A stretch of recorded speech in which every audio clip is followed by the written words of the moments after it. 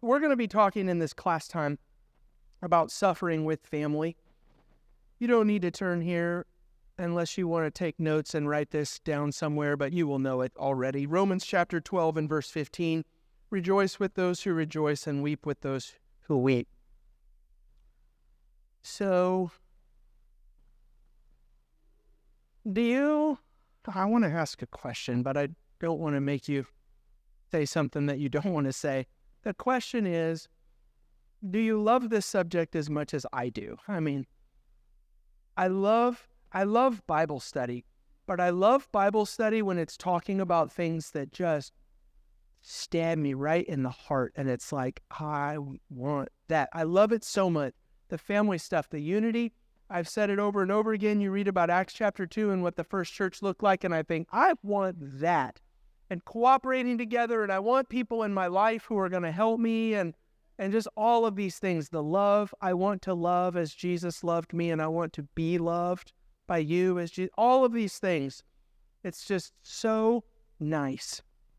And especially when everything's clicking the way it's supposed to, and it's working the way it's supposed to. It's like, man, church family, it's just fun. It's fun, and I love it, and I want to be a part of it. It's just great. But here's the thing.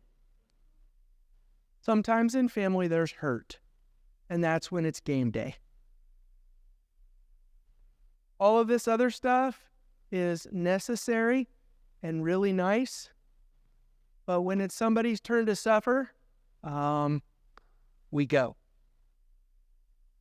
And this is one of those things that I'd like you to pay special attention to, because failure in this lesson is not really an option. It is an option. People do it all of the time. And, don't raise your hand on this one, but how many times have we heard somebody say, my mom died and nobody called me? Or something like that, similar to that. And the spiritual, emotional damage that not showing up for your family when your family needs you will cause is catastrophic. And so here's what I would ask you to do in this study, especially. Unity, tape buffalo. I like the video and it's neat. Now remember the video and love and the story, and I always get to talk about myself and how I'm not good at all of those things. But on this lesson, let's do this where we say, okay, the biblical language for this one is gird up your loins, tighten up your belt, because we can't mess this one up. Galatians chapter 6 and verse 1 and 2 starts out with our reminder that we're talking about family things, brothers, and then Paul says, bear one another's burdens. And the picture is, let's say you're carrying a load and it's super heavy and maybe even too heavy for you to carry right now. And it's a physical picture, right? But sometimes the load is on our heart. But the brothers bear one another's burdens. The picture is, you don't have to carry it alone because I'm going to help you. You could do a lot of different passages in the Bible. The one passage that I think of all of the time is where Moses was holding up his hands. And I went to the police academy in 2004. And one of the torture techniques that they liked to do to us during that time was, okay, you got to run around this track. And once we got to where we weren't dying from running around the track, they said, all right, take a folding chair and hold it above your head. And you think, oh, hey, it's a little plastic folding chair. No big deal. Try it when you get home. You don't have to hold that folding chair above your head very long before it's like, oh, man, it feels like a gazillion pounds.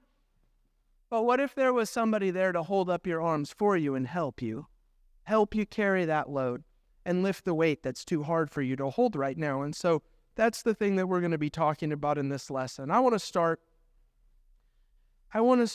with just some conversation about this, and I'm sorry that it can't be two-way and that we can't talk about this more, but how many times, would you raise your hand, how many times have you been in a hospital situation or a funeral situation or some other kind of thing like that, and you have looked around and actively thought these words. It is even a quote. How many times have you done this where you've thought these words? I don't know how people do it without a church family. I don't know who taught us that, but we all know it. And we all say it. And it's every single time you show up at a funeral and your church family is 80% of the crowd there. And it's like, I don't know how this happens. If you don't have a family of God's people, I don't know how you do it. I don't know how this works. Some of my worst memories are connected to some of my fondest memories for this reason. This is the Mike story that I've been telling you about all of the time. I became a Christian in January of 1997, and I was a late teenager, 17 years old, and I didn't really know. No, that's not true. I didn't really know. I didn't know anything about the Bible at that time. I was coming into a church situation because of my wife. We went to high school together, and I thought she was cool. And so she brought me to church, and so I became a Christian in 97. And so let's see, 97, 98, 99, 2000, 4 years. Those were some formative years for me. I was blessed with an outstanding church family who raised me and loved me and gave me a great spiritual experience and said, now go and do this. But I don't really have a lot of memories from those 4 years. I know that I was growing during that time. My first real memory of Christianity was in 2001 when my wife's 11-year-old brother died. Becky and I and her brother were in Florida at school, and David Owen was a preacher at the Brandon Church, and we were acquaintances with one another, but David got a call, and his job was to come, and he pulled me out of class and told me, and we went and got Andy, Becky's brother, out of class, and we told him, your little brother just passed away, and then Andy and David and I went to where Becky was working at a call center, and we got her out of work and told her the news. And so just immediately grabbed our stuff, went to the airport, and got on a plane to go home. Mike is Becky's dad's best friend and has been for years. And Mike was on a business trip in Boston, and he beat us home. That's the thing that's my first real memory of Christianity and what Christianity does. Because I remember showing up and everybody was talking about it, and Mike was already there, and it's like I expect to see Mike in a situation like this with the family, but Mike is just now barely walking in before us because he heard the news and he left what he was doing, where he was in Boston, and said, that is my brother, I'm going home right now. And he beat us home. And that's one of those things that burns itself onto. I have told that story all over the country, and it feels different to say it when I'm looking actually at you for the first time. It's a little weird, but that's really something. And I remember in that moment of suffering saying, okay, that's what it looks like. So another one. I promise this isn't just story time with Ryan, but this is where we learn these things, I think. And you all will have your own stories, and I really enjoy hearing those. So in 2011, Becky was 20 weeks pregnant with my third child, Olivia, and we went in to find out with the ultrasound if she was going to be a boy or a girl. And this was our third time, so the ultrasound was taking a little bit longer than normal, and Becky started to cry. And I was like, what's wrong? And Becky said to the ultrasound person, there's something wrong, isn't there? And the lady said, well, I need to go get a doctor. And the doctor comes back and takes a look, and she says, it looks like your baby has spina bifida. And I don't think I had ever even heard of spina bifida at that point in my life. And so my first thought was, my baby's going to die. Like, I just went straight there. But she said, no, I don't think we're in that kind of a situation, but there's going to be some stuff in your life now that we're going to have to start preparing for. And so we did. And that was on a Wednesday. And I remember that I went home and I said to Becky, let's not go to church tonight. I mean, we found that out in the afternoon. Who wants to go to Bible study on Wednesday after? I just didn't feel like it. I was teaching class, and it was Wednesday afternoon, and I had to. And so we went, and I started class, and I just said, hey, everyone, I'm distracted right now. And I said, we're having a girl, but, and when I said but, there was a lady that sat right back there where you guys are in the back row on the right. Her name was Doris Johnson. And it's funny to do it now, but I said, but, and Doris went, oh no. And it was like this moan, but I'm not doing it right. That's the problem. It's burned into my head. I can hear it, and I know that it's not right when it comes out of my mouth because there was so much pain in that woman's sigh that she was actively feeling my pain. And Bible class was really short that night, and we all just were together. And it's like, man, I'm so glad that God gave me a family. Because the unity stuff and the love stuff and the cooperation stuff is great. But when you're suffering, that's game day. And that's when it's time to step up and be the thing that God called us to be. Turn in your Bibles to Hebrews chapter 10 with me, please. This is one of those passages, if you mark or underline or do anything in your Bible, you're definitely going to want to do that with this. I just love this passage. In Hebrews chapter 10, I'm going to start reading in verse 32 here in just a second. And I need to start with this. In early Christianity, there are two groups of people who suffered for their faith. You will be familiar with the one called martyrs. A martyr is somebody who died because of their Christianity. But sometimes people just suffered, not just suffered. Some people did suffer, like they got fired from their jobs, they were tortured and abused, but they didn't die. And so those people are not called martyrs. Those people are called confessors. It's not in the Bible. It's just a thing that you talk about with early Christianity.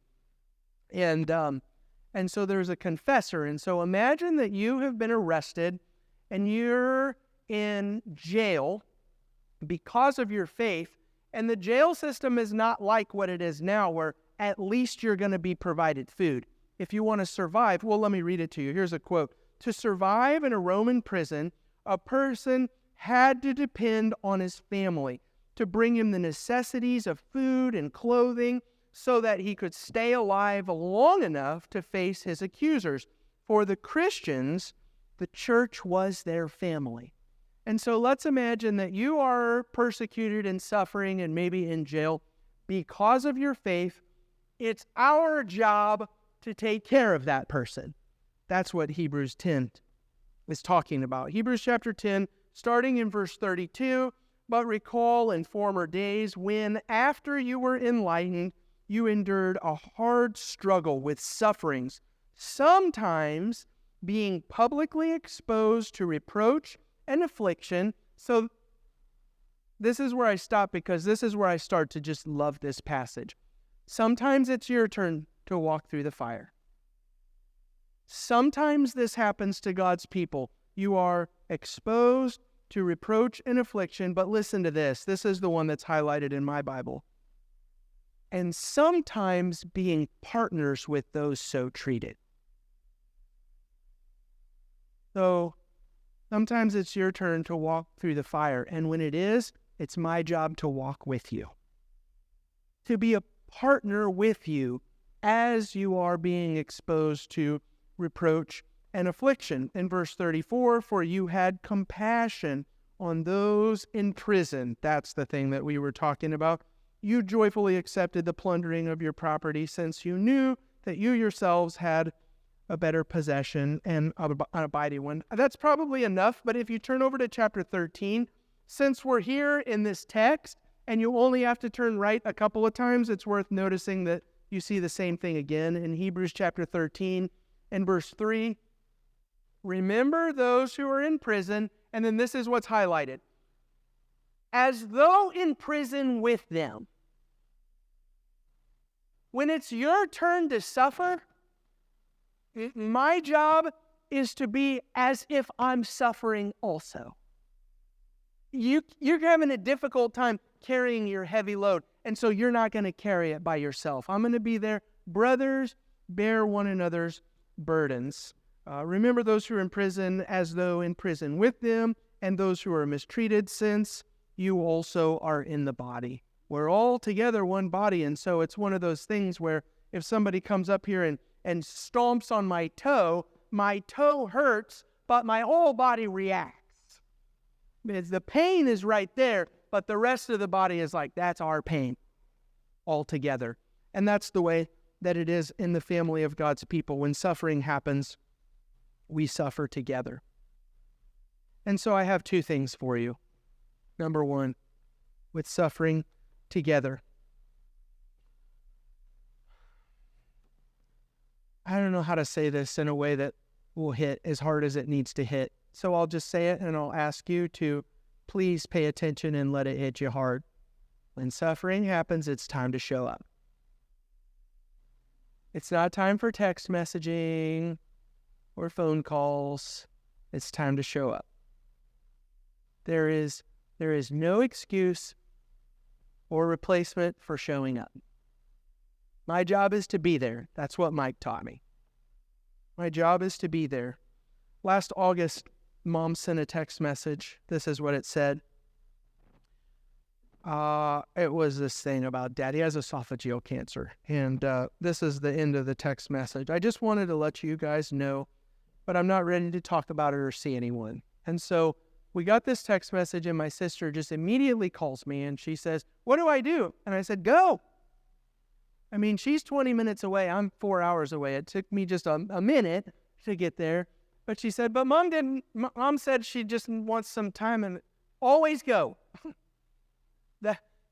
That's the thing to take away from this point. If you want to write something down to remember on this point, your point is always go.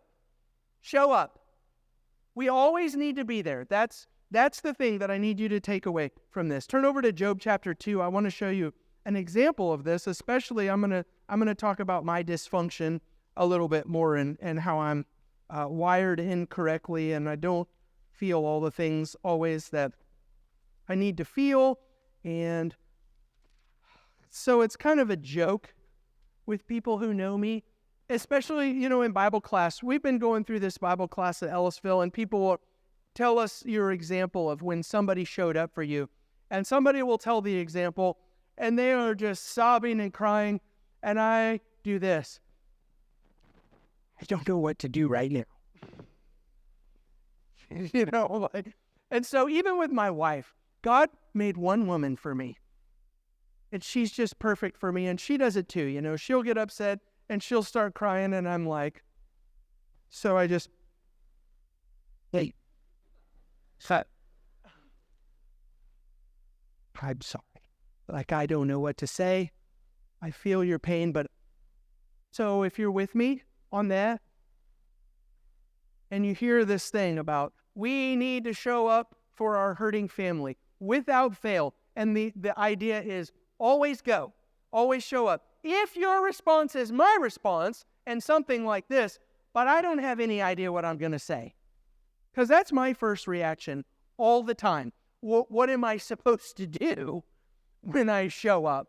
This is your text. In Job chapter 2 and verses 11 through 13, now when Job's three friends heard that all this evil had happened, had come upon him, they came each from his own place, parentheses, they showed up when they needed to.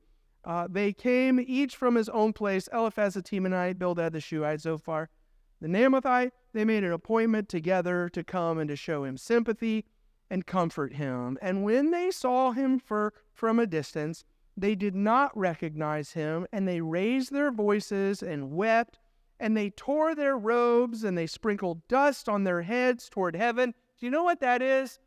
That is, I don't have the same affliction that you have, but I'm going to suffer with you. That's what you're reading about in that passage in verse 13. And they sat with him on the ground 7 days and 7 nights, and no one spoke a word to him, for they saw that his suffering was very great. And if you're familiar with the book of Job, this is the message. Show up. Always show up. But I don't know what I'm supposed to say. Your message from Job is they were still his friends until they opened their mouth. And so here's the lesson. I don't know what to say. Great. Just be there. That's the lesson. You just need to be there. And this is the thing that I really want you to get out of this lesson. We can't drop the ball on this one.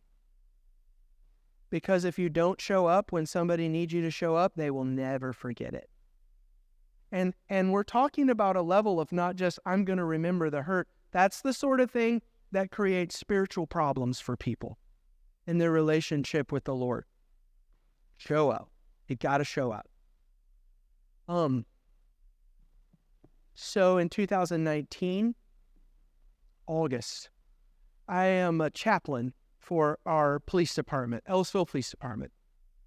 And what that means for me is my main job is to ride with the officers and to be an ear for them. That's all that it is, to listen. And that's another place where this thing shows up all the time. I often don't know what to say, but I'm here with you. That's my job, is to be present. We call it, like if we go to chaplain's training, they call it a ministry of presence. Just show up.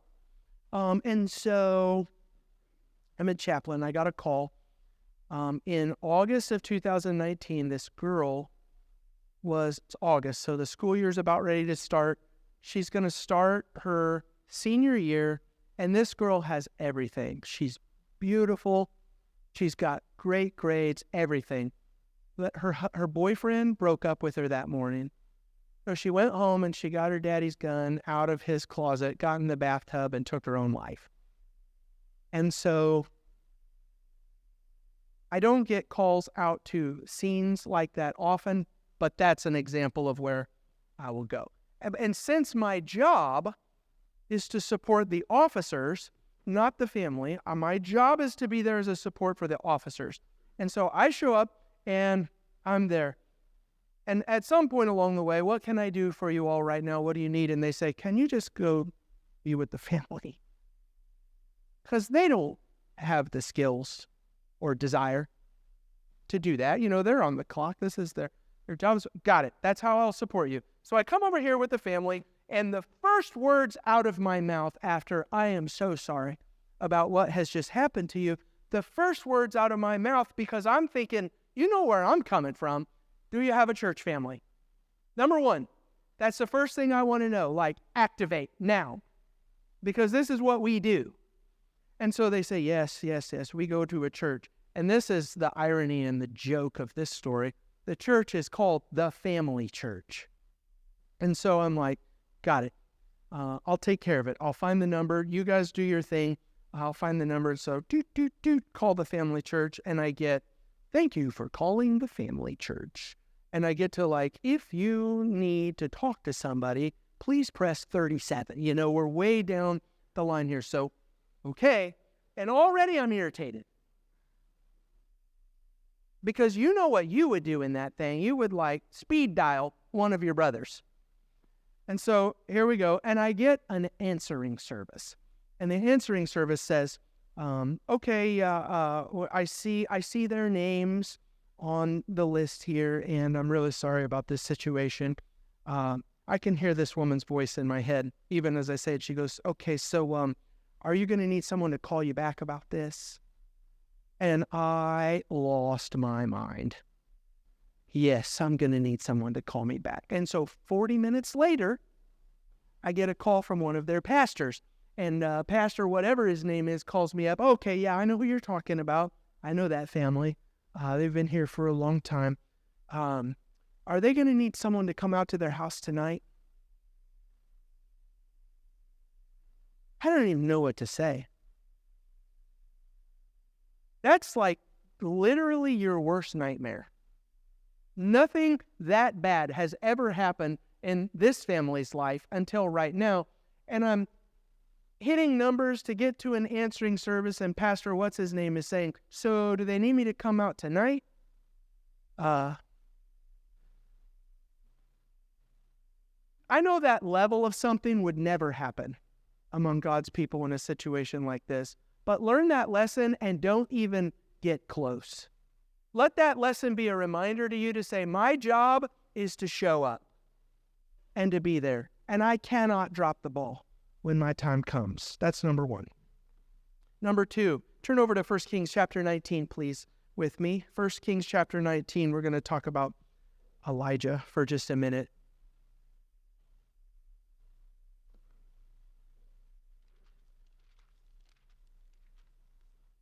Number one, you need to show up. Number two, if you are a part of God's family and you're alone and you're suffering by yourself, you don't have to.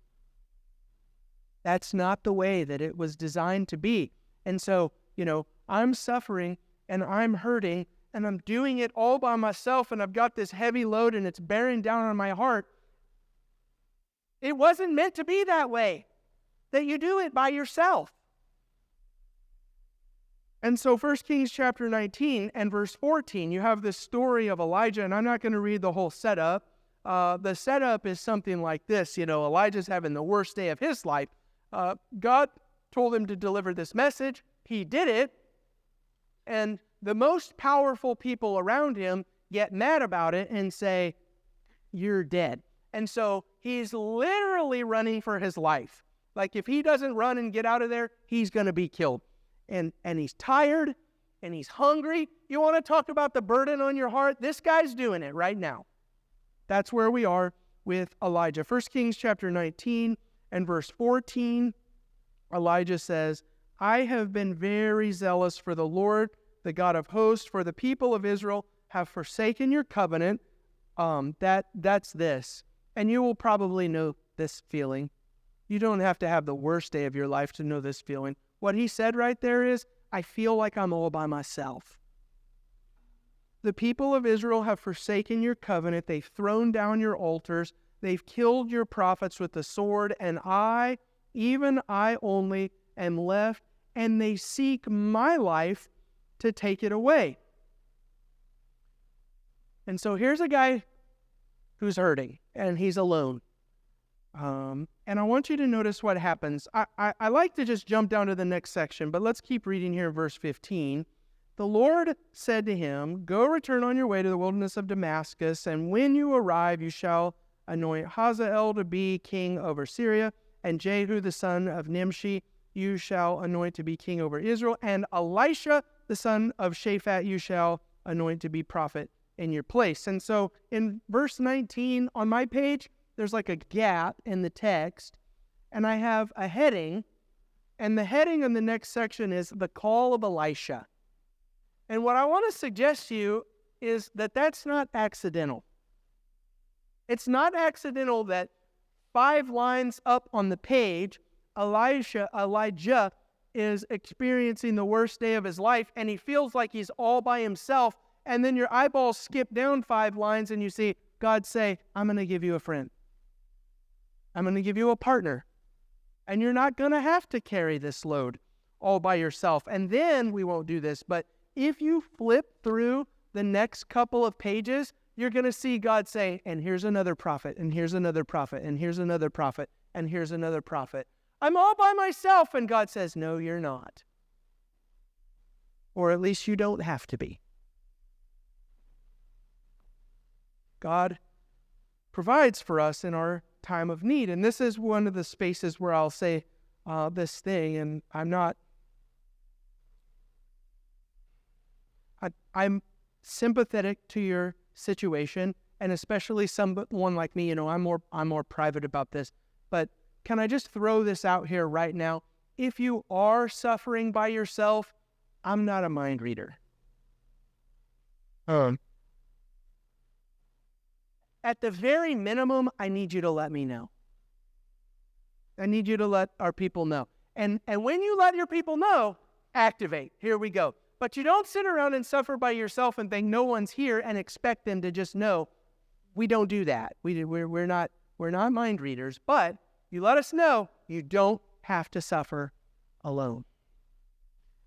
And that would be the invitation part of this lesson. If I know it's a class, we're not going to do an invitation, but the invitation part of this lesson is the worst thing in the world is to be isolated and alone, and God has provided for us so that we don't have to do that. Can I just show you some stuff with Jesus in Matthew 26? Look over there with me real quick. In Matthew chapter 26, Matthew 26, I'm going to start reading in verse 36.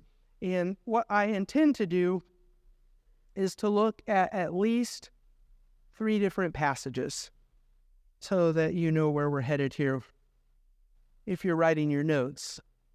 When I think about the suffering of Jesus, there are a lot of things that just really jump out at the page at me and make me think to myself, I don't want to do that ever. The being spit upon and punched in the face and the crown of thorns and the whips on the back and the suffocating to death on a cross. No, that's a level of physical hurt that I don't ever want to do. But, there's another aspect of Jesus' suffering besides the physical hurt, and that is that he did it by himself. All of these things that you're like, no, I don't ever want to do that. He did it, and he was alone while he did it. So Matthew chapter 26 and verses 36 through 46, you can see on your heading in your Bible that this is Jesus praying in the Garden of Gethsemane, and he takes his closest friends with him, and he says, will you pray with me? It's a simple request. I need you guys right now. I can't do this by myself. Will you pray with me? And they fell asleep. Like multiple times, Jesus is saying, will you do that? And so the aloneness factor is the piece that really hurts. If you look over at Mark chapter 14 and verse 50, I know this is a little verse and that I could just read it out and quote it to you, and that would probably be enough to get the message across. But this is one of those little verses that unless you're paying close attention, you're just going to totally miss it. It's going to go over your head and you won't see it. Here is the betrayal and the arrest of Jesus, and all of these things are happening. Jesus is speaking. Why are you doing this thing? In verse 50, though, this is one of those things. I remember when I was reading this, and it's like I saw it for the very first time. And they all left him and fled. So you're Jesus in this situation, and here are the closest people in your life in your greatest hour of need, and they run away in the opposite direction. There's the physical pain that Jesus experienced in the passion narrative when he was suffering and being crucified, but there is a whole different level of emotional pain and aloneness that goes with that, to the extent that you can see Matthew chapter 27 and verse 46. Jesus calls out in some of his dying moments, my God, why have you forsaken me? And there's where we're going to have this giant theological conversation about, well, what really happened? Here's the deal. You're on a cross, and everybody's left you. You're going to feel like you're by yourself. And Jesus is crying out, God, where are you right now? And so when you think about Jesus, the thing to imagine is the emotional distress and hurt and feeling and the weight on the heart of aloneness. You don't just suffer, you have to suffer by yourself. But here's the great thing about Jesus that I want you to especially listen to. Jesus did all of that stuff by himself and alone. Listen, so you don't have to. The purpose. He endured it by himself so that when it's my turn, I've got this. And so you're not alone. And if you feel like you're alone, would you please let us know? and say something so that we can do the thing that we're supposed to do. Two things. When suffering happens, activate, and if you're suffering by yourself, you don't have to. Thank you for connecting with us this morning. We're so thankful that you were able to do that. If you have questions, we'd love to have the opportunity to talk to you. You can contact us at www.thebibleway.com or questions@thebibleway.com. Questions@thebibleway.com. We'd love to have you in person.